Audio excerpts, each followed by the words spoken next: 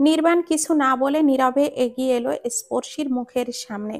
নির্বাণকে এগিয়ে আসতে দেখে স্পর্শী আর পেছালো না।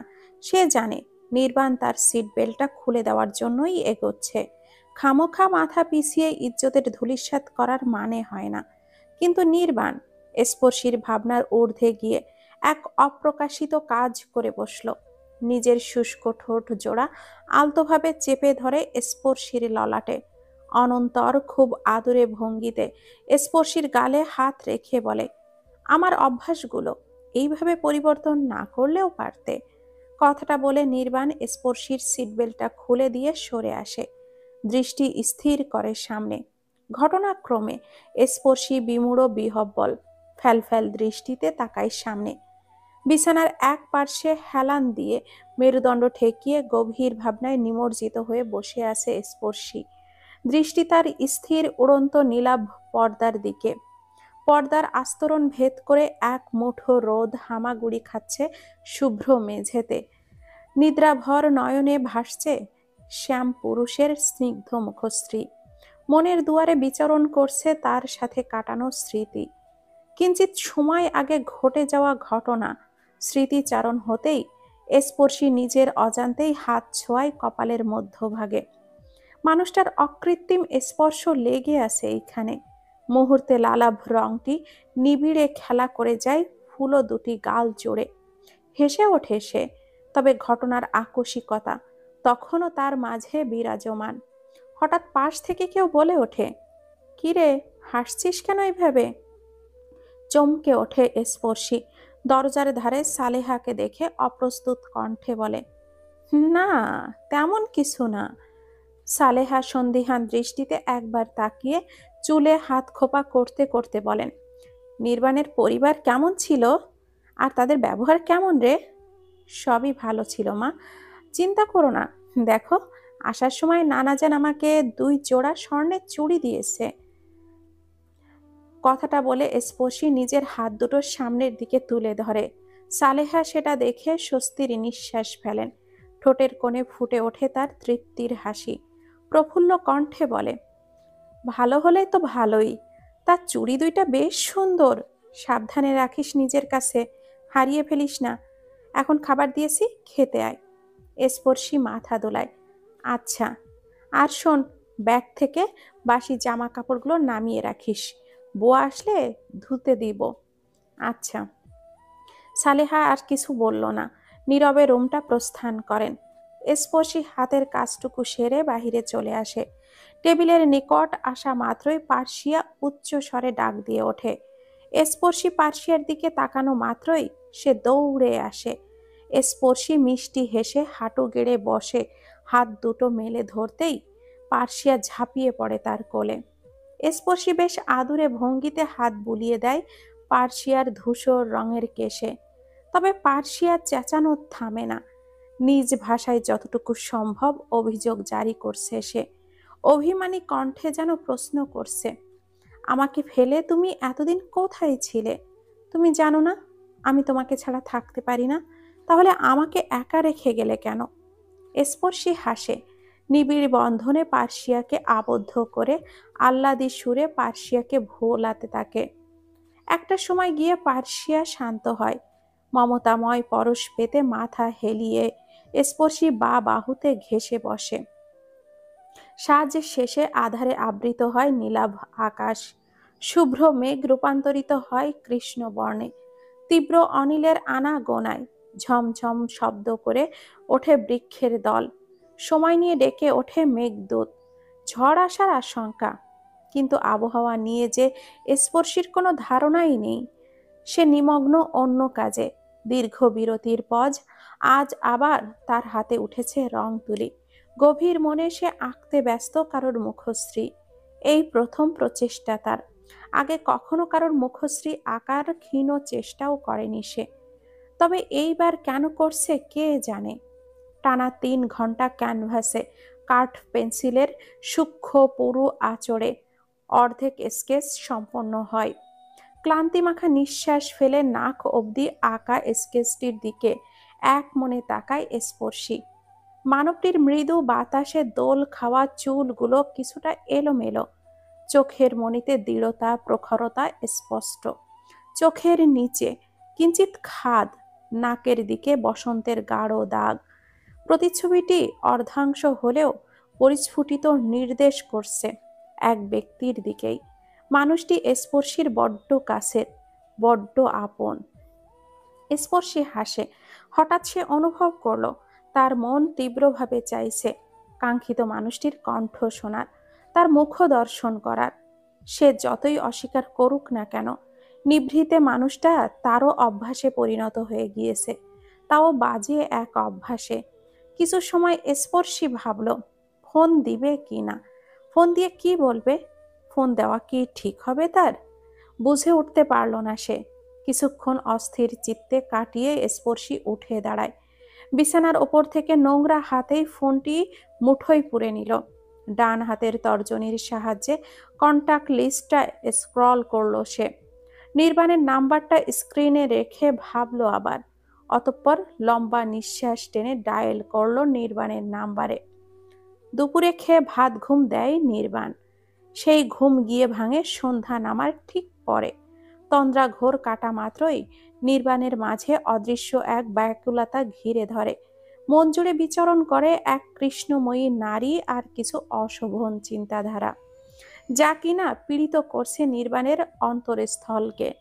তবে ভেতরে ভেতরে সে দগ্ধ হলেও বাহির দিয়ে তার অভিব্যক্তি নিত্যদিনকার মতোই শীতল।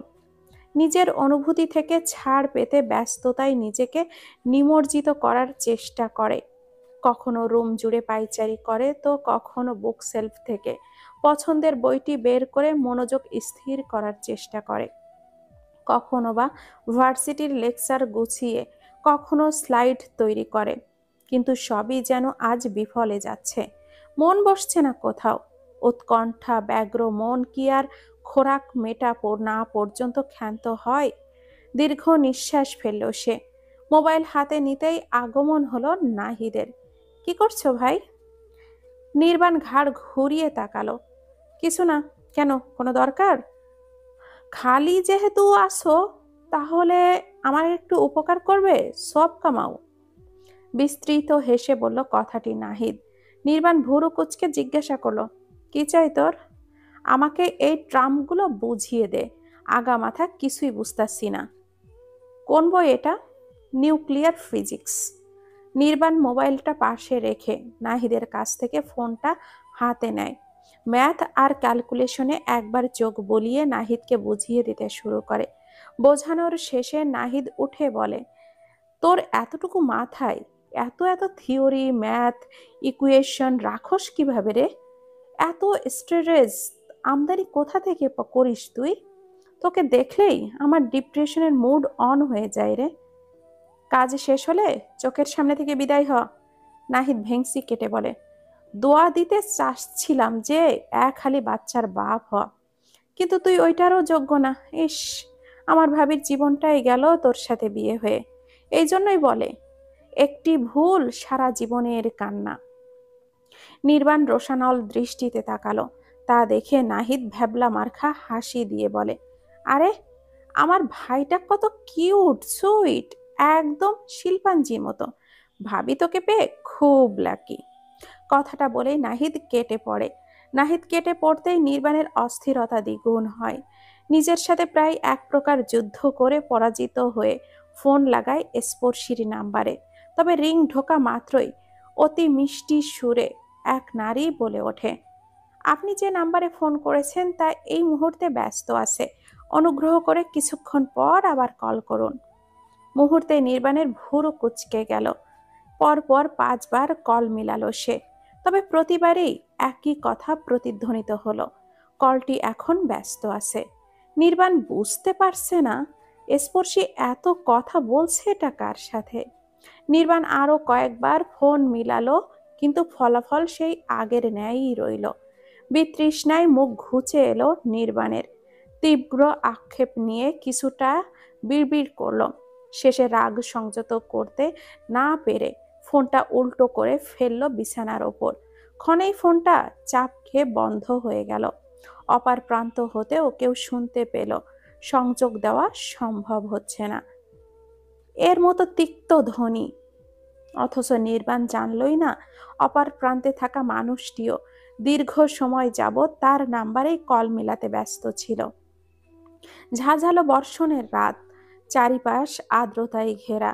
রাস্তার ভাঙা নিচু অংশে জমে আছে কাদা পানি। ঘড়ির কাঁটা তখন 11:37 ঘরে পদার্পণ করেছে সবে। স্পর্শী বারান্দায় দাঁড়িয়ে ক্রুদ্ধ মনে বৃষ্টি স্নাত পরিবেশ উপভোগ করছিল। ঠিক সেই সময় কর্কশ কণ্ঠে স্পর্শীর ফোনটা বেজে ওঠে। রিংটোন শুনে স্পর্শী বারান্দা থেকে রুমে আসে। ফোন হাতে নিয়ে দেখে নির্বাণের কল। নির্বাণের নামটি দেখা মাত্রই অভিমানের পুঞ্জীভূত মেঘ প্রগাঢ়তা পায়। সেই সময় কতবারই না কল করলো সে নির্বাণকে, কিন্তু প্রতিবারই ব্যস্ত বলছিল তার ফোন। এরপর বন্ধ। অপর প্রান্তে একটিবারের জন্যেও নির্বাণ তাকে কল ব্যাক করেনি। এই দায়িত্ব তার স্পর্শীর প্রতি। স্পর্শী ঠিক করলো সে কোনো রকমে ফোন ধরবেই না। মানুষটাও বুঝুক অপেক্ষা জিনিসটা ঠিক কতটা দীর্ঘ এবং কষ্টদায়ক। তবে কথাটা বেশিক্ষণ ধরে রাখতে পারল না সে। তৃতীয়বারের মতো ফোনটা বেজে উঠতেই কলটা রিসিভ করলো স্পর্শী। কিছু বলার পূর্বেই কাঠিন্য কণ্ঠে নির্বাণ বলে ওঠে, নিচে নামো এখনই, ফার্স্ট। কথার পৃষ্ঠে কিছু বলার সুযোগ পেল না স্পর্শী। তার আগেই ফোনটা কেটে গেল। স্পর্শী বিহ্বল, বিচলিত, উৎকণ্ঠিত, স্তব্ধ হয়ে থাকলো কিছুক্ষণ। অতঃপর বাহিরে না গিয়েই আগে ছুটল বারান্দার দিকে। সেখান থেকে বাড়ির সামনের রাস্তাটা সম্পূর্ণ দৃশ্যমান। বারান্দায় এসে স্পর্শী রাস্তার দিকে তাকাতেই দৃষ্টি স্থির হয় কালো রঙের গাড়িটির দিকে। গাড়িটি সে চেনে, বেশ ভালো করেই চেনে। স্পর্শী নিষ্পলক সেই দিকে তাকিয়ে থাকলো কিছুক্ষণ। তবে পর মুহূর্তেই রাস্তার ধারে কাঙ্ক্ষিত মানুষটিকে তীব্র বর্ষণের মাঝে দাঁড়িয়ে থাকতে দেখে বুদ্ধিভ্রষ্ট, বিমূঢ় প্রায়। নির্বাণ তখন নিবিড়ভাবে স্পর্শীর বারান্দার দিকেই তাকিয়েছিল, যার দরুন স্পর্শী ওর দিকে তাকানো মাত্রই দৃষ্টি বিনিময় হয় তাদের। ক্ষণেই যেন দুই মেরুর বুক নামে এক পশলা বৃষ্টি। তৃষ্ণা মেটাই অশান্ত মনের। হাতের ইশারায় নির্বাণ পুনরায় স্পর্শীকে নামতে বলে, কিন্তু স্পর্শী তখনও স্থির, তার দৃষ্টি নিবদ্ধ সিক্ত পুরুষের প্রণয়ী অনুভূতি জাগ্রত করা কর্মকাণ্ডে। স্পর্শী খুব সূক্ষ্ম নজরে নির্বাণকে পর্যবেক্ষণ করে চলেছে। বাঁ হাতে তোয়ালে নিয়ে ক্লান্ত হাতে মাথার তালুতে সংঘর্ষ চালাতে ব্যস্ত নির্বাণ। শ্যামবর্ণ মুখশ্রীটি প্রায় পাংশুটে, নয়ন যুগল তার মাত্রাতিরিক্ত লাল। খয়েরি অধর দুটি চেপে ধরে আছে। কদাচিৎ নাক টানার শব্দও শোনা যাচ্ছে। লোকটির যে ইতিমধ্যে ঠান্ডা লেগে গিয়েছে তা নিয়ে কোনো সন্দেহ নেই। স্পর্শী বুঝতে পারল না এই অবেলার বৃষ্টি মুখর রাতে এইখানে আসার মানেটা কি। সেই সাথে কতক্ষণ ধরে সে রাস্তায় ধরে দাঁড়িয়ে আছে আর দাঁড়িয়ে থেকে বৃষ্টিতে ভিজেছে কে জানে। উপরোক্ত প্রশ্নগুলো করার অবকাশ সে পায়নি। তখন নির্বাণকে দেখা মাত্র স্পর্শী ঝটপট বাসা থেকে নিচে নেমে পড়েছিল। নির্বাণের নিকট আসা মাত্রই তার রক্তহীন ফ্যাকাশে মুখ চোখ দেখে স্পর্শীর বক্ষ পিঞ্জরে বন্দি যন্ত্রটা স্যাঁত করে ওঠে। বৃষ্টির বেগ তখনও নিরলস, ক্ষান্ত হওয়ার কোনো নামগন্ধ নেই। স্পর্শী কোনো রকম দ্বিরুক্তি না করে নির্বাণকে টেনে বাসার ভেতরে নিয়ে আসে। অতঃপর বাসায় এসে এইটা বলে সামাল দেয় যে নির্বাণ কোনো একটা কাজে সন্ধ্যায় বেরিয়েছিল, কিন্তু পরে ভারী বৃষ্টিপাতের জন্য আটকে যায়। তার ওপর সামনের দিকে রাস্তা ক্লড থাকায় বাসায় যেতে পারছিল না। নির্বাণের যেখানে ছিল সেখানে থেকে তার বাসা কাছে ছিল, তাই সে এই বাসায় আসতে বলেছে। নির্বাণ প্রথমে আসতে না চাইলেও তার জোরাজুরিতে এসেছে, আর বাসার ভেতরে ঢুকতে ঢুকতেই সে পুরো ভিজে গিয়েছে। তবে সকলে স্পর্শীর বানোয়াট কাহিনীতে এতটাও ধ্যান দেয়নি। নির্বাণকে দেখা মাত্রই তারা ব্যস্ত হয়ে উঠেছিল ঘরের জামাইকে আপ্যায়ন করতে। সালেহার তো উৎকণ্ঠার শেষ নেই। বিয়ের পর এই প্রথম জামাই এসেছে, কিন্তু বাসায় ভালো মন্দ তেমন কিছুই নেই। এই রাতে কি করবেন, কি খেতে দিবেন তা নিয়ে তার ঢের মাথা ব্যথা। মিজান সাহেব তাড়া দিলেন, দুইজনকে দ্রুত রুমে গিয়ে ফ্রেশ হবার জন্য, না হলে ঠান্ডা লেগে যাবে।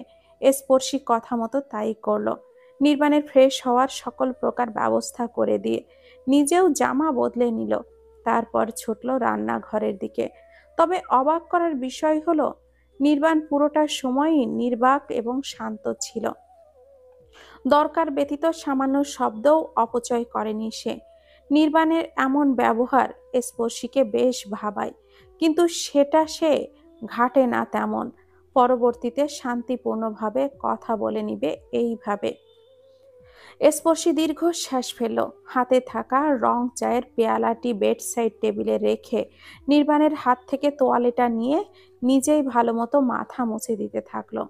কণ্ঠে তিক্ততা মিশিয়ে জিজ্ঞাসা করলো, এত রাতে এখানে আসার মানেটা কি? আর এসেছেন ভালো কথা, কিন্তু বৃষ্টিতে ভেজা কি আবশ্যক ছিল? লাগলো তো এখন ঠান্ডা।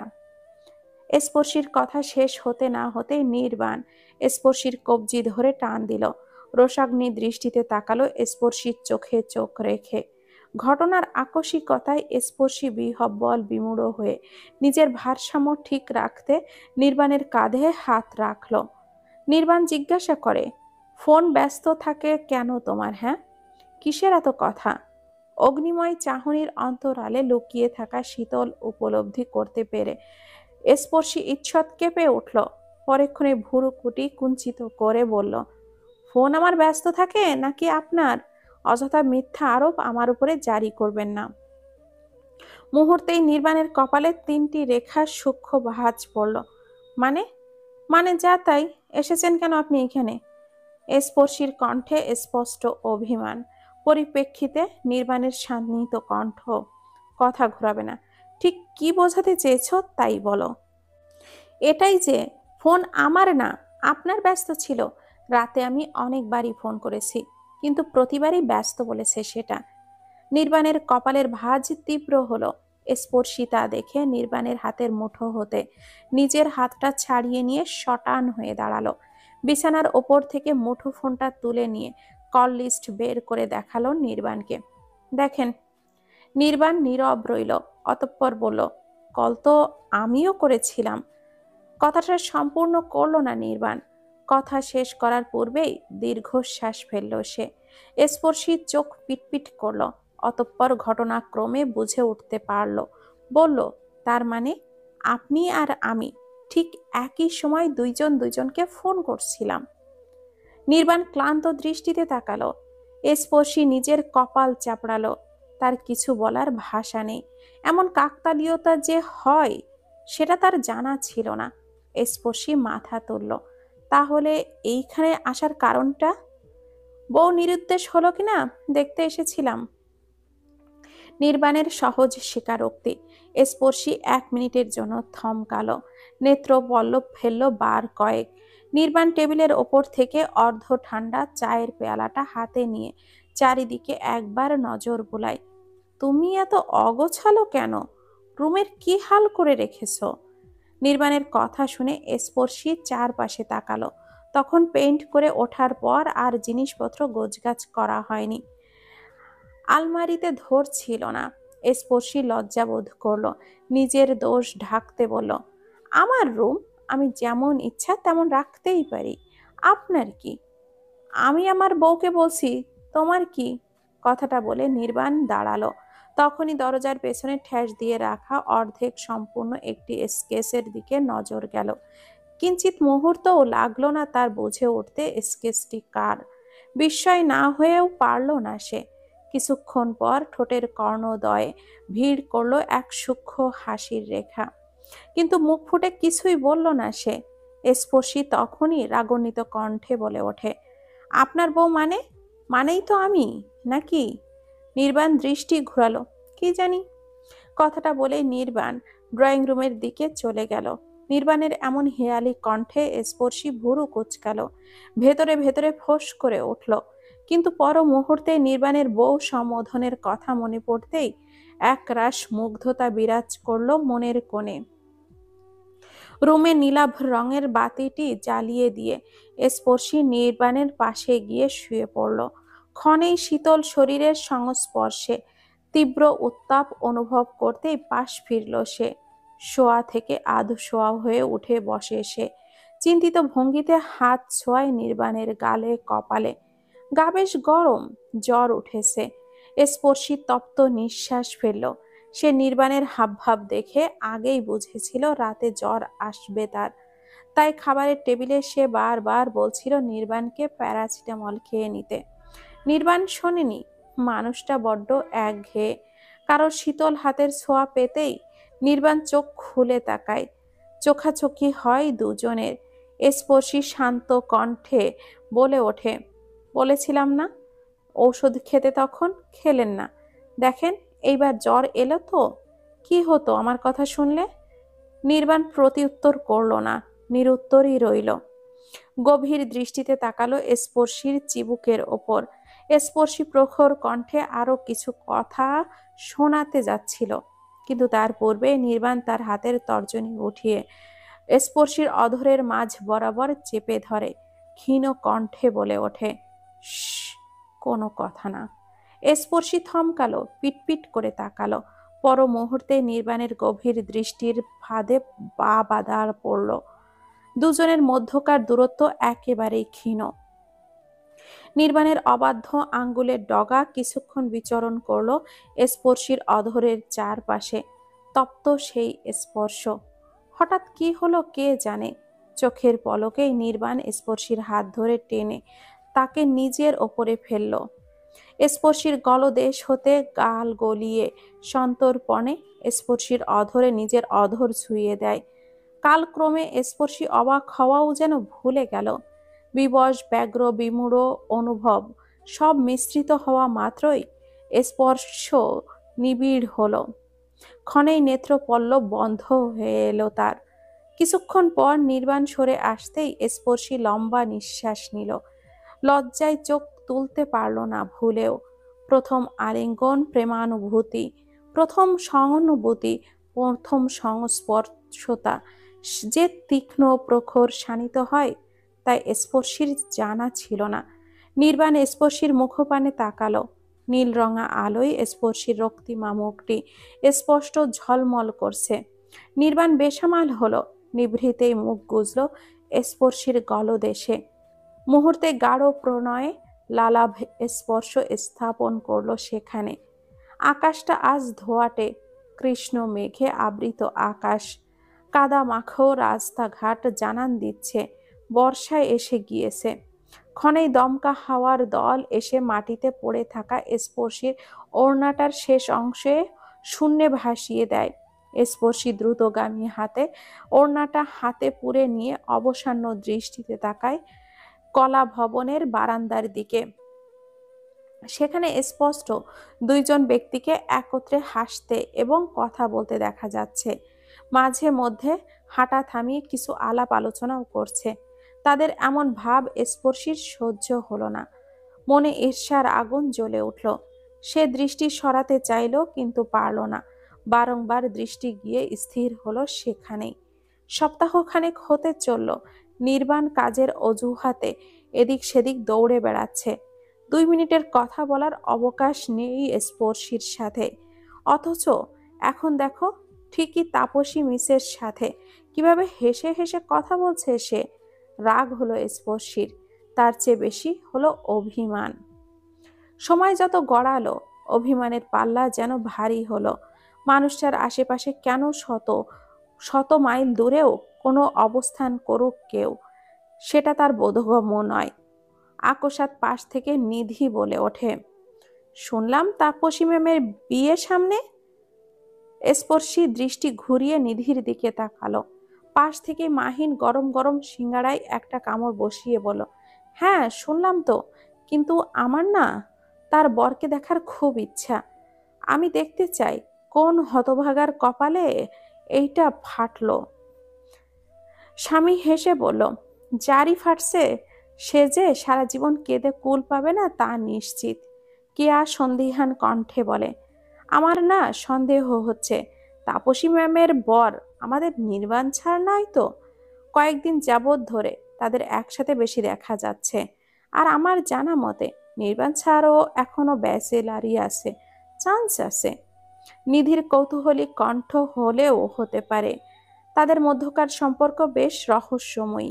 তবে দুজনের বিয়ে হলে একদম ফার্স্ট ক্লাস হবে। হিটলারের ভাগ্যে হিটলারই জুটবে। নিধির শেষ উক্তিটি শুনে স্পর্শীর মেজাজ বিগড়ে গেল। সে উচ্চ স্বরে বলে উঠল, সারাক্ষণ আজাইরা পেঁচাল না পারলে হয় না না তোর? কার সাথে কার জোড়া লাগাস তুই? নিধি অবাক হয়ে বলে, আরে ভাই, এত রাগতাছিস কেন তুই? এইখানে রাগারই বা কি আছে? মজা করছিস সকলে। স্পর্শী কপট রাগ দেখিয়ে উঠে দাঁড়ালো।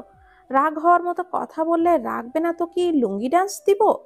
পরবর্তীতে আমার সামনে এইসব আজে বাজে কথা একদমই বলবি না। And for your kind information, Nirvan sir already married, তার বউ আছে।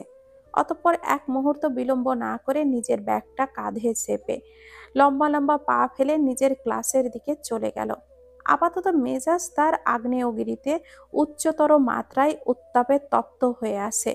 কখন যে কার ওপরে বিস্ফোরণের শিকার হবে কে জানে। ক্লাস শেষ হতে হতে আকাশ বুক চিরে আবির্ভাব হলো এক পশলা বৃষ্টির। প্রকৃতি মেতে উঠল বৃষ্টি স্নাত। স্পর্শী হাতের মুঠোয় ছাতা চেপে ধরে দাঁড়ালো কাদা পানি বিশিষ্ট স্যাঁতসেঁতে রাস্তার ধারে। খোঁজ করলো রিকশার, কিন্তু পেল না একটাও। যাও দুই একটা রিকশা পেয়েছিল, সেটার মধ্যে একজন ভাড়া চালাচ্ছিল আকাশ সমান, আরেকজন যাবে না। স্পর্শী ভীষণ বিরক্ত হলো। অবশেষে না ধৈর্য কুলাতে পেরে হাঁটা দেয় সামনের দিকে। 5 মিনিটের পথ হাঁটার পরই স্পর্শীর পাশে একটি গাড়ি দাঁড়ায়। স্পর্শী ঘাড় ঘুরিয়ে তাকায়। কালো রঙের গাড়িটিতে একবার নজর বুলিয়ে পুনরায় হাঁটা দেয়। গাড়িটি পেছন থেকে 2-3 বার হর্নও বাজায়, কিন্তু স্পর্শী সেইটা আমলে নেয় না। আবার হর্ন বাজাতেই স্পর্শী থামে। ক্ষিপ্ত হয়ে পেছনে ফিরে তাকায়, কিন্তু বলার পূর্বেই গাড়ির দরজাটা খুলে নির্বাণ নেমে আসে। বৃষ্টির শৈথিল্য ভেজাতে ব্যস্ত হয়ে পড়ে কৃষ্ণ মানবটির আয়রন করা সবুজ হাফ শার্টটি। নির্বাণ স্পর্শীর কাছে এসে ওর হাতটা চেপে ধরে বলে, গাড়িতে ওঠো। স্পর্শী একবার অভিমানী দৃষ্টিতে নির্বাণের পানে তাকালো। বৃষ্টির বেগ খানিকটা তীব্র দেখে নিভৃতে ধরে ছাতাটা কিছুটা হেলিয়ে দিল নির্বাণের দিকে। অতঃপর খুব সতর্কতার সাথে নির্বাণের হাতের মুঠো হতে নিজের হাতটা ছাড়িয়ে নেওয়ার চেষ্টা করলো। ক্ষীণ কণ্ঠে বলল, আমি একা যেতে পারবো, আপনি যান। স্পর্শীর কর্মকাণ্ড দেখে নির্বাণের ভুরু কুঁচকে এলো। হাতের বন্ধন দৃঢ় করে অধিকারের সহিত কণ্ঠে বলল, স্পর্শী, উঠতে বলেছি না আমি তোমাকে? স্পর্শী চারপাশ একবার তাকালো। রাস্তার মানুষজনের খুব কম আনাগোনা, তাদেরকে কেউ সেই রকম পরখ করছে না। কিন্তু তবুও যদি ভার্সিটির কেউ যাতায়াতের সময় তাদেরকে একসাথে দেখে ফেলে, তাহলে বিশ্রী একটা ব্যাপার স্যাপার ঘটে যাবে। স্পর্শী সেই ভীতি নিয়েই কোনো দ্বিরুক্তি না করেই নির্বাণের সাথে গাড়িতে উঠে বসল। মৌনতা বুঝিয়ে রেখে নিজেই নিজের সিট বেল্টটা লাগিয়ে নিল। নির্বাণকে সুযোগ দিল না তার কাছে ঘেঁষবারও। কিন্তু নির্বাণ কি আর দম্বার পাত্র? সে গাড়িতে ওঠা মাত্রই স্পর্শীর এক প্রান্তে ঝুলতে থাকা ওড়নাটা টেনে নিয়ে নিজের আর্দ্র মাথাটা মুছতে উদ্যোগী হলো। স্পর্শী এক মুহূর্তের জন্য ভড়কে গেল। নয়ন যুগল বৃহৎ করে তাকালো, তবে টু শব্দও পর্যন্ত করল না। নির্বিকার থেকে দেখে গেল সব কিছু। নির্বাণ নিজের কার্য শেষ করে সোজা তাকালো স্পর্শীর পাংশুটে মুখের দিকে। সে বেশ বুঝল স্পর্শী তার উপরে রাগান্বিত, কিন্তু ঠিক কোন কারণে সেটা ধরতে পারল না সে। নির্বাণ গলা ঝেড়ে জিজ্ঞাসা করলো, কি হয়েছে, কি এমন গাল ফুলিয়ে বসে আছো কেন? স্পর্শী নিজের ওড়নাটা ঠিক করে পড়ে যাওয়া ঘোমটাটা পুনরায় মাথায় তুলল। নির্বাণের কথা সম্পূর্ণ অনাগ্রহ করে হিয়ালি দৃষ্টিতে তাকালো বদ্ধ জানালার বাহিরে। নির্বাণ স্পর্শীর কাণ্ড কারখানা দেখে স্পর্শীর চিবুকটি চেপে ধরে মুখটা নিজের দিকে ঘোরায়। রাগ করে আছো কেন? স্পর্শী তবুও কথা বলল না। নির্বাণ ধৈর্যের সহিত চিবুক হতে হাতটা সরিয়ে ধীর গতিতে কানের পৃষ্ঠে স্পর্শীর এলোকেশি গুছিয়ে দিতে দিতে বলে, কি কথা বলবে না? স্পর্শী এইবারও কিছু বলল না। নির্বাণ বুঝল স্পর্শীর পেটে এখনো বোমা ফেললেও কথা বের করা যাবে না। মেয়েটা প্রচন্ড মাত্রায় রেগে আছে, তবে এটা রাগ নাকি অভিমান সেটার তফাৎ নির্বাণ জানে না। তবে আপাতত নীরব থাকাই শ্রেয়। তাই সে কথা দীর্ঘ না করে গাড়ি স্টার্ট দিতে মনোযোগী হলো। গাড়ি স্টার্ট হতেই স্পর্শী আর চোখে একবার নির্বাণের দিকে তাকালো। নির্বাণের নীরবতা মুহূর্তেই স্পর্শীর রাগ দ্বিগুণ বাড়িয়ে দিল। সে মুখ ফুলিয়ে মুখ ঘুরিয়ে বসে থাকলো। কিছু সময়ের ব্যবধানে বৃষ্টির বেগ তীব্র হতে তীব্রতর হলো। রাস্তাঘাট হলো ঘোলাটে ধোঁয়াশা। এর মাঝে গাড়ি চালালো বিপজ্জনক বলে নির্বাণ কিছু দূর গিয়ে নীরব পরিবেশের সন্ধান পেতেই রাস্তার ধারে গাড়ি থামলো। অতঃপর তাকালো স্পর্শীর পানে। স্পর্শী তখনও শ্যাম ধরনীর বৃষ্টি স্নাত দেখতে বিভোর। মন নেই তার অন্য কোথাও। নির্বাণ বেশ কিছু মুহূর্ত নীরব থেকে স্পর্শীর বাহু ধরে টেনে নিজের দিকে ঘোরালো। আর কতক্ষণ চুপ থাকবে তুমি? এত রাগ কিসের ওপর শুনি? স্পর্শী চোখ তুলে তাকালো। দৃষ্টি তার অভিমানের কালো মেঘে ঢাকা। নির্বাণ বলল, আচ্ছা, তুমি কি চাইছো আমি তোমার রাগ ভাঙাতে কিছু করি? যদিও রাস্তায় সেই সব সম্ভব না, তবে চুমু চলবে? নির্বাণের বেসামাল কথা শুনে স্পর্শীর কান গরম হয়ে আসে। সে চোখ পাকিয়ে তাকায় নির্বাণের পানে। মানুষটা সেই রাতের পর থেকেই কেমন যেন নির্লজ্জ বেসামাল হয়ে উঠেছে। কথার লাগাম বলেও যে কিছু একটা আছে, সেটা যেন একদমই খেয়ে দিয়ে হজম করে বসে আছে। স্পর্শীর রক্তিম মুখশ্রী দেখে নির্বাণ এইবার নিজের সিট বেল্টটা খুলে সত্যি সত্যি কিঞ্চিত ঝুঁকে পড়ল স্পর্শীর দিকে। তা দেখে স্পর্শী দ্রুত অন্যদিকে মুখ ঘোরালো। বিড়বিড় করে বলল, এখন আমার কাছে আসছেন কেন? তাপসী ম্যামের কাছে যান না। কথাটা শুনে নির্বাণ থমকালো। মুহূর্তে কপালে 3টি ভাঁজ ফেলে বলল, তার কাছে কেন যাব? স্পর্শী অন্য পার্শ্বে মুখ ফিরিয়ে রেখে উত্তর দিল, যেখানে আপনার পুরো সময় তার জন্যই নির্ধারিত, সেখানে তার কাছে যাওয়ার কথা নয় কি? কথাটা শুনে নির্বাণ স্তম্ভিত হয়ে তাকালো। কি বলছো এইসব? আমার সময় তার জন্য নির্ধারিত হতে যাবে কেন? স্পর্শীর খাপ ছাড়া কণ্ঠে বলল, হবে না কেন? তার সাথেই তো আপনার ওঠা বসা, হাসি তামাশা। আজকেও তো দেখলাম কলা ভবনের নিচে কি সুন্দর হেসে খেলে কথা বলছেন। নির্বাণ এক মুহূর্তের জন্য থমকালো। ঘটনাক্রমে বুঝে উঠতেই তপ্ত নিঃশ্বাস ফেলল। অতঃপর কিছু একটা সরু হাসি হেসে বলে, তাদের সমস্যা কোথায়? খারাপ কিছু কি করেছিলাম? স্পর্শী তীক্ষ্ণ দৃষ্টিতে তাকালো। না, সমস্যা হবে কেন? যার সাথে ইচ্ছা তার সাথে কথা বলেন, আমার কি? নির্বাণ মিহি হাসে। তুমি কি আমাকে নিয়ে জেলাস ফিল করছো? করলেও কি, আপনার এতে কিছু যায় আসে? বউয়ের সাথে 2 মিনিট কথা বলার সুযোগ পান না, অথচ বাহিরের মানুষের সাথে কথা বলার ঠিকই সময় আছে আপনার। বউকে তো এখন আর ভাল লাগে না। বউ বুঝি আমার সাথে কথা বলার জন্য মরিয়া হয়ে আছে? কই, দিনে তো একবারও ফোন পাই না আমি তার কাছ থেকে। ফোনটা বন্ধ থাকলে মানুষ কিভাবে বুঝবে কেউ আদৌ তাকে ফোন করেছিল কিনা? আর এমনিও আপনার মনোযোগ তো অন্য কোথাও সীমাবদ্ধ। আমাকে নিয়ে ভাববার সময় আছে আপনার? নির্বাণের সহজ স্বীকারোক্তি, না, নেই।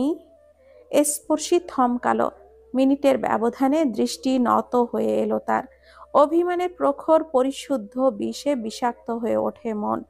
মুখ গুড়িয়ে সেই দৃষ্টি বাহিরে স্থাপন করলো। নির্বাণ হেসে স্পর্শীর বাম গালে হাত গলিয়ে দিয়ে নিজের দিকে ফেরায় মন্থর কণ্ঠে বলে, ভাববার সময় তো তখন পাবো যখন তুমি আমার ভাবনা থেকে দূরে যাবে। তোমাকে নিয়ে আমার কত দুশ্চিন্তা জানো? তুমি চলাফেরা করো বড্ড হেয়ালিতে। এই যে পরশুদিন পেঁয়াজ কাটতে গিয়ে নিজের হাত কেটে ফেলেছো। আবার সেই দিন রিকশাতে ওঠার সময় হাঁটুতে ব্যথা পেয়েছো। এতে আমি কতটা ব্যথিত হয়েছিলাম সেই খবর আছে? আবার কখন যে কি করে বসো সেই নিয়েই আশঙ্কায় থাকি আমি। নির্বাণ এইসব খবর কিভাবে জানে? সেই কথাটা স্পর্শীর খেয়ালে এলো না। সে অভিমানের রেশ ধরেই একঘেয়ে কণ্ঠে বলল, আমাকে নিয়ে না ভাবলেও তো হয়। এত চিন্তার মানে হয় না। মানে আছে কি না জানি না, তবে তোমাকে নিয়ে আমার ভাবনার শেষ নেই। হোক সেটা ক্ষুদ্র বিষয়েও। আর আমার জীবনে এক নারী সবচেয়ে বেশি প্রাধান্য পেয়েছে, আর সেটা হচ্ছ তুমি। তোমার ইনসিকিউরিট ফিল করার কোনো দরকার নেই। আমি শুধু তোমারই। স্পর্শী তাও গলল না, স্থির বসে থাকলো। আজ যেন নির্বাণের কথা তার অন্তঃকরণ স্পর্শ করতেই পারছে না। নির্বাণ বুঝল স্পর্শীকে সব ব্যাখ্যা না করা পর্যন্ত সে গলবে না, বুঝবে না পরিস্থিতি। সে দীর্ঘ নিঃশ্বাস ফেলে পেছনের সিট থেকে একটা শপিং ব্যাগ টেনে সামনে আনে। ভেতর থেকে একটা বিয়ের কার্ড বের করে স্পর্শীর দিকে এগিয়ে দেয়। তখন মিস তাপসী আমাকে তার বিয়ের আমন্ত্রণ করছিলেন। ভদ্রতাসূচক তাকে নতুন জীবনের জন্যই শুভ কামনা জানাচ্ছিলাম আমি। আর কিছুই না। স্বেচ্ছায় কথা বলতে যাইনি আমি। আর আমি সত্যি ব্যস্ত ছিলাম এই কয়েকদিন। রেস্টুরেন্টের জায়গায় নিয়ে কিছু ইস্যু হয়েছিল, আর তাই সেটা নিয়ে দৌড়াদৌড়ির ওপরে থাকতে হয়েছে আমাকে। তাই তোমার সাথে তেমন একটা যোগাযোগ রাখতে পারিনি। স্পর্শী আর চোখে বিয়ের কার্ডটার দিকে তাকালো। মুহূর্তেই রাগটা পড়ে গেল জমিনে। অভিমানীর মেঘগুলো সরে গেল নিভৃতে। স্পর্শী বলল, সেটা আগে বললেই হতো। নির্বাণ দীর্ঘশ্বাস ফেলল। কার্ডটা পুনরায় ব্যাগে ঢুকিয়ে রেখে সেটা পেছনের সিটে রেখে দিতে দিতে বলল, তুমি যে এত হিংসুটে আমার জানা ছিল না। দিনকার দিন তোমার আর কত রূপ যে আমি দেখব। স্পর্শী নাক ফুলিয়ে বলে, বেশ, তবে আজ যদি আমাকে কোনো ছেলের সাথে হেসে খেলে বেড়াতে দেখতেন, তখন আপনি কি করতেন শুনি? তার সাথে আমার বিয়ে পড়িয়ে দিতেন? নির্বাণ স্পর্শীর সান্নিধ্যে এসে তার কানের কাছে মুখ স্থির করে বলে, কি করতাম তখনই না হয় দেখো, তবে আমাকে ভালো মনে করো না। আমি কিন্তু তোমার ভাবনার চাইতেও বেশি খারাপ একজন কেউ। সময় গড়ালো প্রবাহমান স্রোতের ন্যায়। দিন কাল পেরিয়ে নতুন মাসের আবির্ভাবের সাথে আগমন হলো রমজান মাসের। পরিবেশটা হলো অন্যরকম। নিয়মসূচি বদলালো সকালের। ছাত্রছাত্রীদের ছুটির মৌসুম চলায় তাদের এক সময় যেন আরামেই যেতে শুরু করলো। রহমতের সপ্তম দিন শেষ হওয়া মাত্রই পরের দিন স্পর্শীর বাসা থেকে ইফতার দাওয়াত এলো নির্বাণদের জন্য। অবসর থাকায় নির্বাণ এবং কেউই দাওয়াতে নাকচ করেনি। সকাল থেকেই সাহেলা প্রচণ্ড ব্যস্ত। একা হাতে সব সামলাতে না পেরে নিজের সাথে দুই মেয়েকেও কাজে লাগিয়ে দিয়েছেন তিনি। একসময় স্পৃহা কাজ করতে করতে হাঁপিয়ে উঠে চেঁচামেচি শুরু করে, কিন্তু পরেক্ষণেই সাহেলার জোরদার ধমক খেয়ে চুপ বনে যায়। নীরব মনের মাঝে কাজ করতে থাকে। অন্যদিকে স্পর্শী কাজ করার ফাঁকে ফাঁকে হাঁসফাঁস করে উঠছে। তলপেটের ডান দিকটায় চিনচিনে ব্যথা অনুভব হচ্ছে তার, তবে তা সহনীয়। গ্যাস্ট্রিকের ব্যথা ভেবে স্পর্শী বিষয়টা আমলে নেয় না, নিজ মনে কাজ করতে থাকে। এমন ব্যথা প্রায়শ ওঠে তার। নির্বাণরা আসে বিকালের দিকে। কথায় কথায় সন্ধ্যা নেমে আসতেই টেবিলে এসে বসে সকলে। স্পৃহা আর স্পর্শী ধীরে ধীরে টেবিল সাজাচ্ছে। নির্বাণ স্পর্শীর দিকে তাকালো। মুখটা কেমন নির্জীব রক্তশূন্য দেখাচ্ছে। চোখে মুখে কেমন যেন ব্যথা তুরে ছাপ। স্পর্শীকে দেখা মাত্রই সর্বপ্রথম নির্বাণের মাথায় এটাই এলো, মেয়েটাকে এমন দেখাচ্ছে কেন? ও কি অসুস্থ? এইদিকে স্পর্শী তল পেটের ব্যথায় যেন সময় গড়ানোর সাথে সাথে বিস্তার পাচ্ছে। ব্যথায় মরে যাচ্ছে এমন একটা দশা। কিন্তু ব্যথাটা কিসের সেটা শনাক্ত করতে পারল না স্পর্শী। তবে স্বাভাবিকভাবে প্রতি মাসে নিয়ম মাফিক যে ব্যথাটা ওঠে, এইটা সেই ব্যথা না। গ্যাস্ট্রিকের ব্যথাও এত তীব্র হয় না। কিছুটা আশঙ্কা হলো তার বটে, কিন্তু তবুও কাউকে সে খবরের সন্ধান না দিয়ে ঠোঁটে ঠোঁট চেপে সকল কাজ করে গেল। কেউ আর ধরতেও পারল না তার ভেতরকার অবস্থা। অবশেষে মাগরিবের আজান পড়তেই সকলে ইফতারের জন্য উদ্যোগী হয়। সবাইকে খাবার পরিবেশন করে স্পর্শী নিজেও বসে। দোয়া পড়ে খেজুর হাতে নেয়। তাতে ছোট্ট একটা কামড় বসানো মাত্রই ব্যথাটা সহ্যের সীমানা পেরিয়ে যায়। চেয়েও নিজের আর্তনাদ চেপে রাখতে পারল না সে। নিজের পেট জড়িয়ে ধরে তীব্র স্বরে চেঁচিয়ে উঠল সে। নির্বাণ তখনই শরবতটা অর্ধেক শেষ করেছিল মাত্র। এর মাঝে স্পর্শী আর্তনাদ শুনে থমকে যায় সে। হতভম্ব হয়ে তাকায় স্পর্শীর পানে।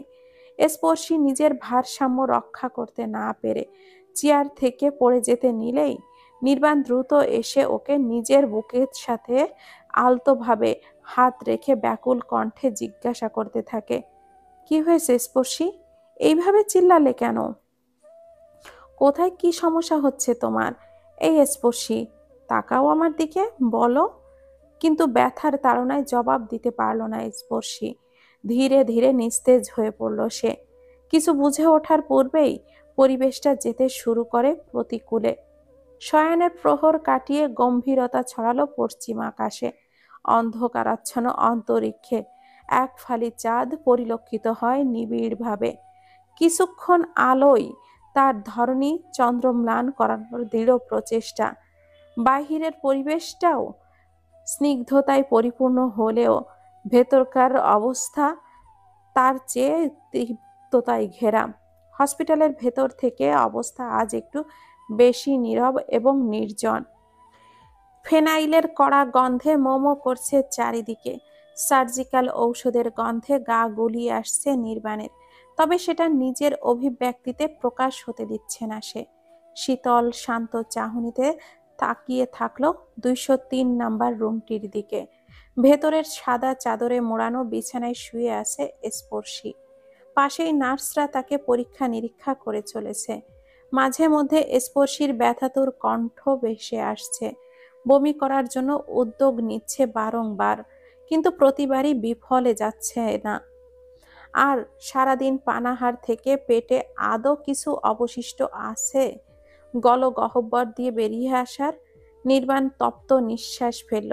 বুকের বাঁ পাশটায় বেশ সময় ধরেই সূক্ষ্ম ব্যথা অনুভব হচ্ছে তার। স্পর্শীর অ্যাপেন্ডিসাইটিস ধরা পড়েছে। এর লক্ষণ আগেই স্পর্শীর মাঝে দেখা দিয়েছিল, কিন্তু স্পর্শী বিষয়টা এতটাও আমলে নেয়নি।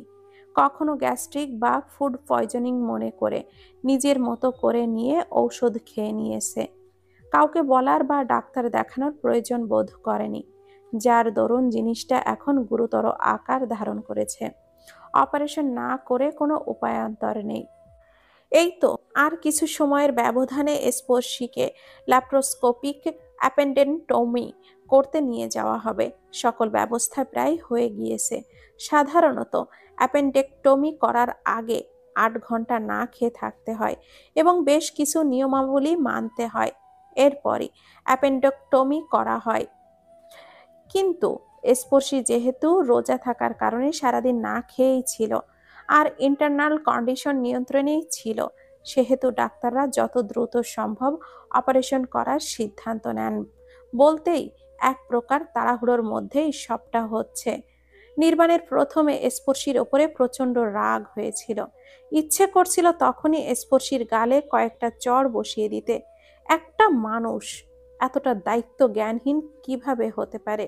নিজেকে নিয়ে সামান্যতম আশঙ্কা থাকলে একবারের জন্য হলেও তো ডাক্তার দেখানোর প্রয়োজন। অথচ এই মেয়েটা দেখো, দীর্ঘ সময় ধরে একই সমস্যার সম্মুখীন হচ্ছিল, তবুও চুপচাপ হাত গুটিয়ে বসেছিল। কাউকে কিছু বলার প্রয়োজন পর্যন্ত দরকার বোধ করেনি সে। কিন্তু পরিস্থিতি প্রতিকূল হওয়ায় নির্বাণ নিজের রাগটাকে চেপে হাসপাতালের সকল বাহিক্য কার্যক্রম সম্পন্ন করতে ব্যস্ত হয়ে পড়ে। হঠাৎ পাশ থেকে নাহিদ একটা প্যাকেট নির্বাণের সামনে এগিয়ে দিয়ে স্মিত কণ্ঠে বলে ওঠে, ভাই নে তোর মাস্ক, পরে নে জলদি। নির্বাণ সকিত দৃষ্টিতে পাশ ফিরে তাকালো। এক পলক নাহিদের দিকে তাকিয়ে মাস্কটা হাতে নিল। প্যাকেটটার পাশে ডাস্টবিনে ফেলিয়ে দিয়ে মুখের মাস্কটা পরিধান করে নিল। অবশেষে যেন কিছুটা স্বস্তি মিলল তার মনে। হসপিটালে বিদ্যমান গন্ধ সে ছোটবেলা থেকেই তেমন একটা সহ্য করতে পারে না। কিছুটা অসুস্থ হয়ে পড়ে সে। আজও তার ব্যতিক্রম হয়নি, যার দরুন যত দ্রুত সম্ভব নাহিদকে দিয়ে মাস্ক আনিয়েছে। নাহিদ নির্বাণের কাঁধে হাত রেখে বলে, তোর কোনো সমস্যা হচ্ছে? না, ঠিক আছি আমি। নাহিদ স্বস্তির নিঃশ্বাস ফেলে বলে, চিন্তা করিস না, ভাবির কিচ্ছু হবে না, সব দ্রুত ঠিক হয়ে যাবে। হুম। নির্বাণ এক পলক নিজের ডান দিকের বিপরীত পাশে তাকালো। মিজান, সাহেলা, নীলুফা চিন্তিত মুখে বসে আছেন স্টিলের তৈরি চেয়ারের ওপর। কপালে তাদের গভীর ভাঁজ। বোঝার অবকাশ নেই তারা ঠিক কতটা দুশ্চিন্তায় আছেন স্পর্শীকে নিয়ে। নির্বাণ দৃষ্টি ঘোরালো, থুতনি চিবুকে ঠেকিয়ে তাকালো মেঝের দিকে। মনের মাঝে ঘুরছে অপ্রীতিকর ঘটনা। কিছু সময় পর ডাক্তার এসে জানায় ওটি রেডি হয়ে গিয়েছে। একটু পরই স্পর্শীকে সেখানে শিফট করা হবে। নির্বাণের মনটা হুট করেই যেন আনচান করে উঠল। সে কারোর পার্শ্ব প্রতিক্রিয়ার চিন্তা না করে ডাক্তারের কাছ থেকে অনুমতি চাইল স্পর্শীকে একবার দেখার জন্য। প্রথমে ডাক্তার না করলেও পরবর্তীতে রাজি হলেন। অনুমতি পেয়ে নির্বাণ ছুটল স্পর্শীর কেবিনের দিকে। কেবিনে ঢুকতে দেখতেই পেল বিছানার ওপর স্পর্শী ব্যথায় কাতরাচ্ছে। দুই হাত দিয়ে পেট জড়িয়ে মৃদু আর্তনাদ করছে। মুহূর্তেই নির্বাণের ভেতরটা কেমন যেন করে উঠল।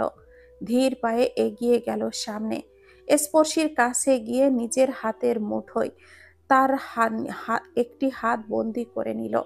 আরেক হাতটি স্পর্শীর চুলের মাঝে গলিয়ে দিয়ে বলল, এই তো, আর একটু সহ্য করো, এরপর ঠিক হয়ে যাবে তুমি, কিচ্ছু হবে না তোমার।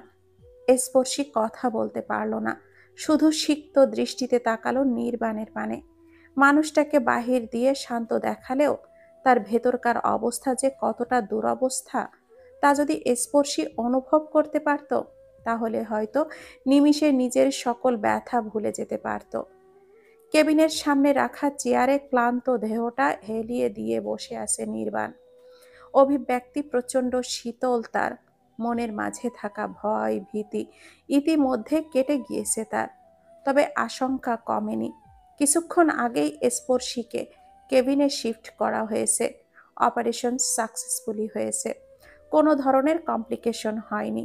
তবে স্পর্শীর পরিশিষ্টটি ফেটে যাওয়ায় কিঞ্চিত সম্ভাবনা আছে বলে কিছু সময় সাবধানতা অবলম্বন করতে বলা হয়েছে ডাক্তারকে। নার্স কেবিনে সকল কিছু ঠিকঠাক করে দিয়ে বেরিয়ে আসে আর জানায় তারা এখন রোগীকে দেখতে পারবেন। আর কিছু ঔষধের কথাও বলে দিল, এইগুলো সে দ্রুত নিয়ে আসতে। নার্সের কথা শুনে নির্বাণ উঠে দাঁড়ায়।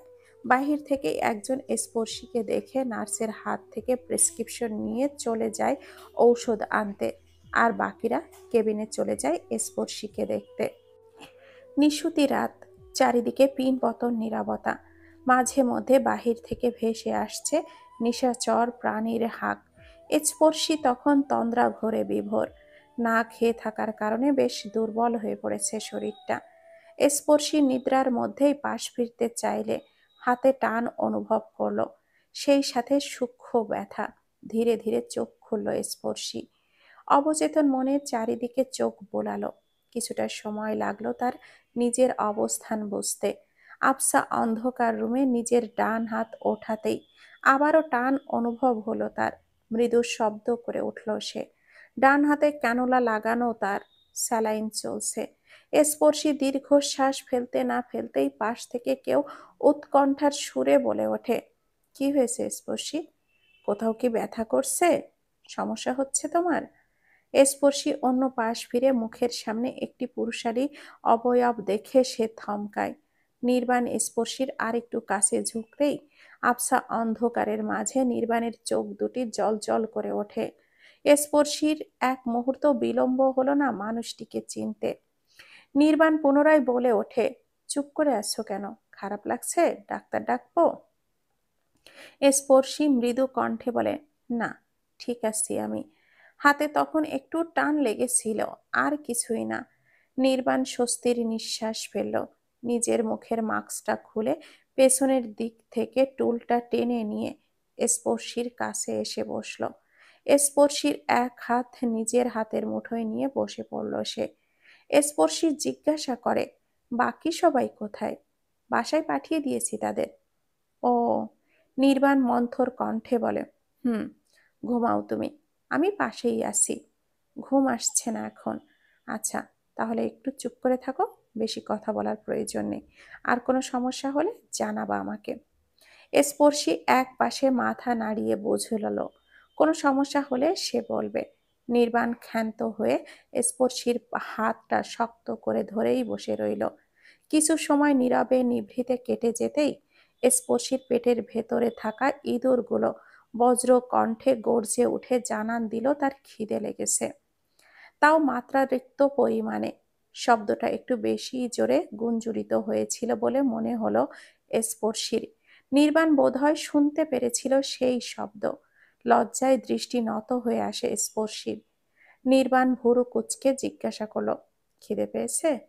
স্পর্শী এক পলক নির্বাণের দিকে তাকিয়ে দ্রুত দৃষ্টি নামালো।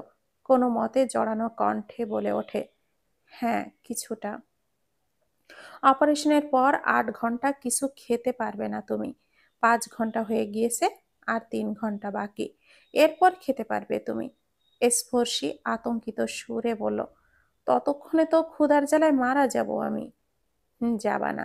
স্পর্শী কাতর কণ্ঠে বলে, একটু কিছু কি খাওয়া যাবে না? নির্বাণ দীর্ঘ নিঃশ্বাস ফেলে বলে, গেলে কি আমি এতক্ষণ বসে থাকতাম? স্পর্শী কিছুই বলল না, মুখটা ছোট করে নিচের দিকে তাকিয়ে থাকলো। নির্বাণ স্পর্শীর চুলের ভাঁজে হাত গলিয়ে দিল। আর কিছু সময়, একটু ধৈর্য ধরো, ঘুম দাও, দেখবে সময় এমনিই চলে গিয়েছে। স্পর্শী কিছুই বলল না। খিদের চোটে নিজের ঠোঁট কামড়ে ধরল সে। অতঃপর নির্বাণের শুকনো মুখের দিকে তাকিয়ে কিছু একটা ভেবে বলল, আপনি রাতে খেয়েছেন? নির্বাণ এক মুহূর্ত চুপ থেকে বলল, হ্যাঁ খেয়েছি। স্পর্শী নিষ্পলক নয়নে তাকালো। সময় গড়ালো আপন গতিতে। তার বুঝতে দেরি নেই নির্বাণ মিথ্যা বলছে। ক্ষণেই কণ্ঠে অপার বিস্ময় মিশিয়ে বলে উঠল সে, তার মানে কি সন্ধ্যা থেকে এখন পর্যন্ত আপনি না খাওয়া? কিছু খান নাই আপনি? কিন্তু কেন? ঠিক আছি আমি। স্পর্শী অসন্তোষ নয়নে তাকায়। আপনি কি পাগল? এতক্ষণ কেউ না খেয়ে থাকে? ইফতারও তো আমার জন্য ঠিকমতো খেতে পারেন নাই। নির্বাণ শীতল দৃষ্টিতে তাকায়। না খেয়ে তো তুমিও আছো। আপনার হিসাব আলাদা, আর আমার হিসাবও আলাদা। আপনি যান, এখনই গিয়ে খেয়ে আসেন। খাবনে, তুমি এখন ঘুমাও, আমি মাথায় হাত বুলিয়ে দিচ্ছি। বলছি না আপনাকে খেতে যেতে? আর একটু পর আজান দিবে। রোজা রাখবেন, সেহরিটা করে আসেন গিয়ে। আমি আসি এইখানে। নির্বাণ কিছু বলতে যাবে তার আগেই একজন নার্স প্রবেশ করলো রুমে। তিনি সব ঠিক আছে কিনা সেটা পরখ করতে এসেছেন। নির্বাণ উঠে দাঁড়ালো, নার্সকে জায়গা দিল এই দিকে আসার। স্পর্শী নার্সকে দেখা মাত্রই বলে ওঠে, আপু একটু শোনেন। নার্স স্পর্শীর দিকে ঘুরে তাকালো। জি বলুন। ক্যান্টিন কি এখনো খোলা আছে? হ্যাঁ আছে। আচ্ছা, তাহলে আপনি একটু কষ্ট করে ওনাকে সাথে নিয়ে যেতে পারবেন সেখানে? জি অবশ্যই। স্পর্শী মিষ্টি হেসে ধন্যবাদ জানিয়ে নির্বাণের দিকে তাকিয়ে বলল, তার সাথে যান, আর ভালো মতো খেয়ে আসবেন। নির্বাণ কাঠিন্য কণ্ঠে বলে, আমি ক্যান্টিনের খাবার খেতে পারি না। তাই বলে না খেয়ে থাকবেন? নির্বাণ কিছু বলার আগেই নাহিদ রুমে আসে। নাহিদ দেখা মাত্রই নির্বাণ বলে ওঠে, তুই এখানে কি করছিস? নাহিদ সামনের দিকে এগোতে এগোতে বলে, মা খাবার পাঠিয়েছে তোর জন্য, সেটাই এনেছি। তুই তো আবার ক্যান্টিনের খাবার খেতে পারিস না। আর ভাবির জন্য কিছু ফল পাঠিয়েছে। নির্বাণ চ উচ্চারণ করার মতো শব্দ করে বলল, মাও না? মায়ের বড় ছেলে না খেয়ে আসে, সে কি এখন আর কি তাকে রেখে ছোটজনকে ভাত দিবে? নে ধর তোর খাবার, খেয়ে নিস। নির্বাণ কিছুই বলল না, চুপচাপ খাবারটা নিয়ে নিল। নাহিদ খাবারটা দিয়ে স্পর্শীর খোঁজ খবর নিল। অতঃপর কিছুটা সময় থেকে চলে গেল। নাহিদ যেতেই স্পর্শী বলে কয়ে নির্বাণকে খাওয়ালো। ভাবা যায় মানুষটা ওর জন্যই এতক্ষণ না খেয়েছিল। পরের দিন স্পর্শীর খবর পেয়ে সামান্তা এলো দেখা করতে। তাকে দেখে কিছুটা সময় কাটিয়ে গেল। সামান্তা যাওয়ার পরই নিধি আর কেয়া এলো সেখানে। সকালে নিধি ফোন করেছিল স্পর্শীকে। ফোনটা তখন স্পৃহার কাছেই ছিল, আর সেই জন্য ফোনটা ধরে ও স্পর্শীর অসুস্থতার সম্পর্কে জানায়। স্পর্শীর অবস্থা জানা মাত্রই নিধি সবাইকে এই খবরটা জানায়। মাহিন স্বামী ইতিমধ্যে রমজানের ছুটিতে গ্রামের বাড়িতে চলে গিয়েছে বলে তৎক্ষণাৎই আসতে পারল না। কিয়া এইখানে ছিল বলে নিধির সাথেই চলে আসে স্পর্শীকে দেখতে। স্পর্শীর খোঁজ খবর নেওয়া শেষে তারা ক্ষান্ত হয়। নিধি টুল টেনে বসে বলে, জানিস তোর খবর শুনে কতটা ভয় পেয়েছিলাম আমি। কি তাড়াহুড়োর মধ্যে এসেছি, আর নাই বলবো। কেয়া বলে, যাক, এখন ভালো আছিস দেখে শান্তি লাগলো। কি চিন্তাই না ছিলাম রে ভাই। স্পর্শী স্মিত হাসে, এত টেনশন নেওয়ার কিছুই নেই, ছোট্ট একটা অপারেশন হয়েছে মাত্র। নিধি ভুরু কুঁচকে তাকায়, হ্যাঁ অপারেশন তো বার্গার খাওয়ার মতো ইজি, তাই না আজাইরা? তাই না? আমি সেভাবে বলতে চাইনি। স্পর্শী নিজের কথা পরিষ্কার করে উপস্থাপন করতে চাইল, কিন্তু নিধি সেই সুযোগটা না দিয়েই বলল, থাক হইছে, আর বলা লাগবে না, তোমাকে চেনা আছে আমাদের। স্পর্শী কিছুই বলল না, নীরব রইল।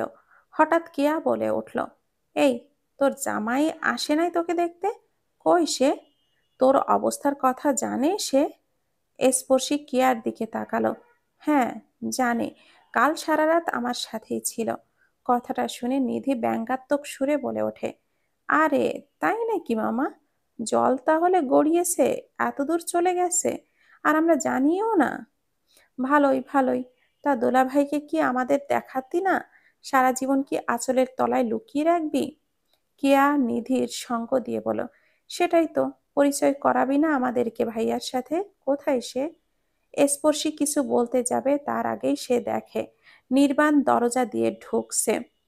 সামান্তাদের সাথে বের হয়েছিল সে তাদের এগিয়ে দিতে, সেই সাথে স্পর্শীর জন্য কিছু মেডিসিন কিনে আনতে।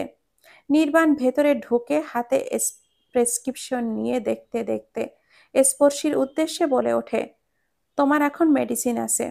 স্যুপটা যে খেতে দিয়েছিলাম, খেয়েছিলে? গুরু গম্ভীর এক পুরুষালী কণ্ঠ শুনে নিধি আর কেয়া দ্রুত পেছনে ঘুরে তাকায়। মুহূর্তে নির্বাণকে দেখা মাত্রই ভূত দেখার মতো চমকে ওঠে দুজনেই। নিজের বিস্ময় ভাব ধরে রাখতে না পেরে আচমকায় নিধি বলে, স্যার, আপনি এখানে কি করছেন? নির্বাণ দৃষ্টি তুলে তাকায়। সামনে নিধি আর কেয়ার বিমূঢ় মুখশ্রী দেখে ভুরু সংকুচিত হয়ে এলো তার। গভীর দৃষ্টিতে তাকালো নিধির পানে। ক্ষণেই নিধি কিছুটা অপ্রস্তুত হয়ে পড়ল। আমতা আমতা সুরে বলল, না মানে, আপনি হসপিটালে যে, কাউকে কি দেখতে এসেছেন? নির্বাণ এক পলক তাকালো স্পর্শীর দিকে। স্পর্শী এতক্ষণ নির্বাণের দিকেই তাকিয়েছিল। নির্বাণ তাকানো মাত্রই সে দ্রুত দৃষ্টি ঘুরিয়ে অন্যদিকে তাকায়। স্পর্শী জানে নির্বাণ নিধি ও কেয়ার সামনে তাকে নিজের স্ত্রী হিসাবে পরিচয় দিবে না। বিয়ের প্রথম রাতেই নির্বাণ বলে দিয়েছিল সে তার প্রফেশনাল আর পার্সোনাল লাইফ আলাদা আলাদা রাখতে চায়। এখন যদি সে তাকে স্ত্রী হিসাবে পরিচয় দেয়, তাহলে হয়তো বিষয়টা কিছুটা হলেও ঘেটে যাবে। স্পর্শী দীর্ঘ নিঃশ্বাস ফেলে আনমনে তাকায় নিজের পায়ের বৃদ্ধা আঙ্গুলিটির দিকে। নির্বাণের দৃষ্টি সরালো। নিধির প্রশ্নের প্রেক্ষিতে উত্তর দিল, হ্যাঁ। তোমরা এখানে কেন? নিধি বলে, স্পর্শী অসুস্থ, ওকেই দেখতে এসেছিলাম। আপনি চেনেন? আমাদের ডিপার্টমেন্টেই পড়ে। ইফাতারা স্পর্শী। কথাটা বলে নিধি হাত দিয়ে স্পর্শীর দিকে ইশারা করে। তা দেখে স্পর্শী হকচকিয়ে ওঠে। গোল গোল দৃষ্টিতে তাকায় নিধির দিকে। নির্বাণ মৌনব্রত থেকে নির্লিপ্ত দৃষ্টিতে তাকায় স্পর্শীর পানে। কিয়া মনে কিঞ্চিত একটু সাহস জুগিয়ে জিজ্ঞাসা করে, স্যার, আপনি কাকে দেখতে এসেছেন এইখানে? মানে কে অ্যাডমিট? নির্বাণ স্পর্শীর দিকে তাকিয়েই উত্তর দিল, আমার বউ। নিধি সেই সময় স্পর্শীর কথায় বিশ্বাস করেনি যে নির্বাণ বিবাহিত। সে ভেবেছিল স্পর্শী এইভাবেই ফাজলামো করছে, যার দরুন নির্বাণের মুখ থেকে নিজের বউয়ের কথাটা শুনে অবাক না হয়ে পারল না। আকস্মাৎ সে মুখ ফসকে বলে ওঠে, তার মানে আপনি সত্যি বিবাহিত? নির্বাণ স্পর্শীর দিক থেকে দৃষ্টি সরিয়ে নিধির দিকে স্থাপন করে। ভুরু কুটি করে পুনরায় সংকুচিত করে রুক্ষ কণ্ঠে বলে, মিথ্যে, বিবাহিত আবার কিভাবে হয়? নিধি এইবার থতমত খেয়ে যায়। কিছু বলার পূর্বে কেয়া পাশ থেকে নিধির পেটে হালকা গুঁতো দিয়ে চাপা কণ্ঠে বলল, কার সামনে কি বলছিস তুই? একটু বুঝে শুনে তো কথা বলবি। নিধি অসহায় দৃষ্টিতে তাকায় কেয়ার দিকে। কেয়া পরিস্থিতি সামাল দিতে বলে, ওর কথা ধরবেন না স্যার। কখন কি বলে তার কোনো ঠিক ঠিকানা নেই।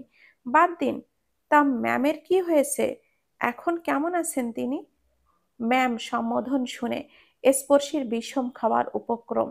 নির্বাণ গম্ভীর মুখে বলে, অপারেশন হয়েছিল কাল, ভালো আছে এখন। কেয়া বলে, আলহামদুলিল্লাহ। তবে স্যার, আপনি বোধহয় ভুল কেবিনে এসেছেন। এটা স্পর্শীর কেবিন। ম্যাম হয়তো অন্য কেবিনে আছেন। নির্বাণ চোখ ঘুরিয়ে তাকালো স্পর্শীর দিকে। স্পর্শী ঠোঁট চিপে হাসছে। নির্বাণ শানিত দৃষ্টিতে তাকাতেই স্পর্শী ঠোঁট দুটো আরো চেপে ধরে।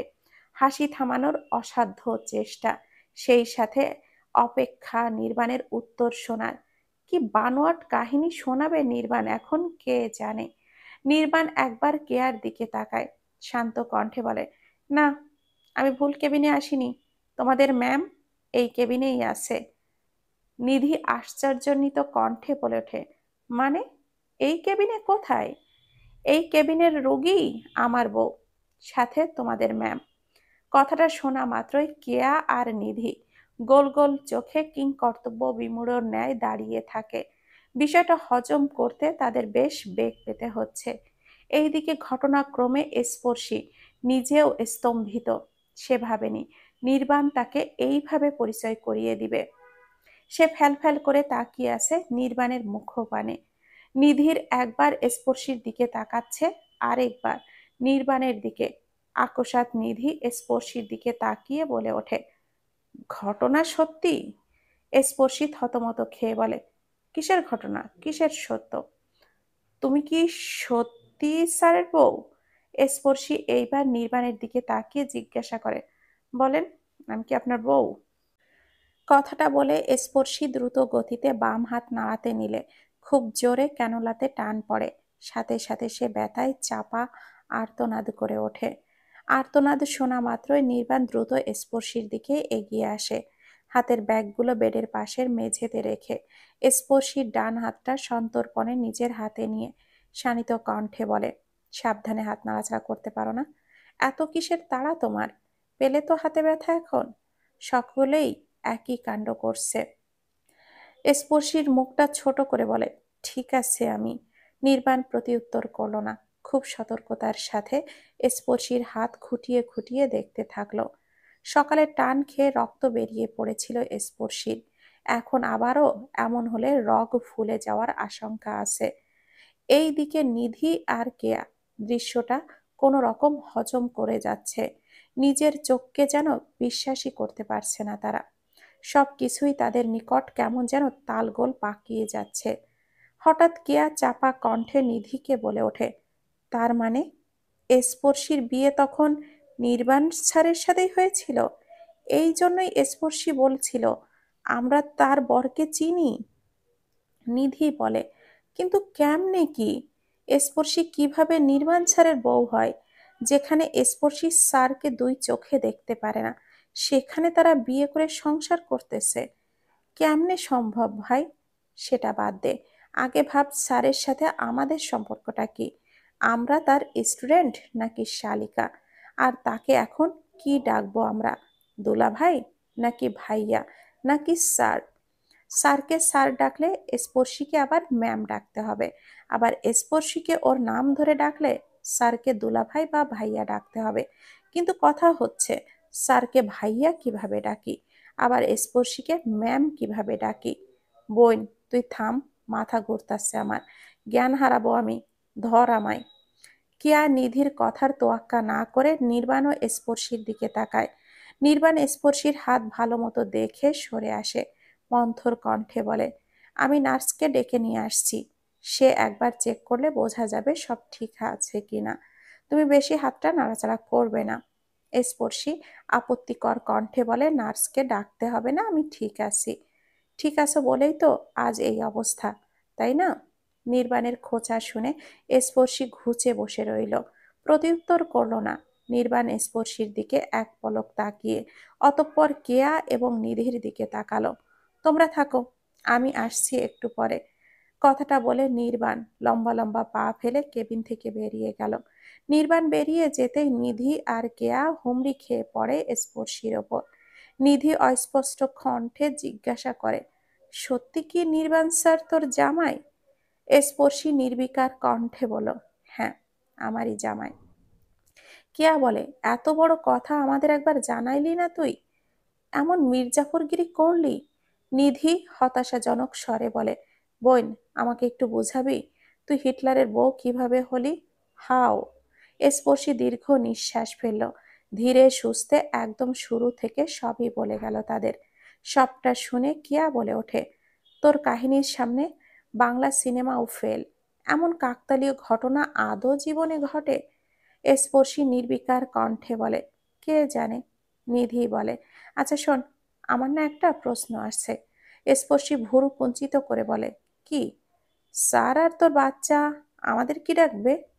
কেয়া হেসে বলে, গুড কোশ্চেন। স্পর্শী রাগান্বিত নয়নে নিধির দিকে তাকিয়ে বলে, আগে বাচ্চা হোক, তারপর ভাবিস তোকে সে কি ডাকবে। বাচ্চা হওয়ার খবর নাই আসে, তাকে আবার বাচ্চা কি বলে ডাকবে জানতে। আর নিধি কিছু বলতে যাবে তার আগে নির্বাণ একজন নার্সকে নিয়ে ফিরে আসে, যার দরুন নিধি ভদ্র বাচ্চার মতো চুপ করে যায়।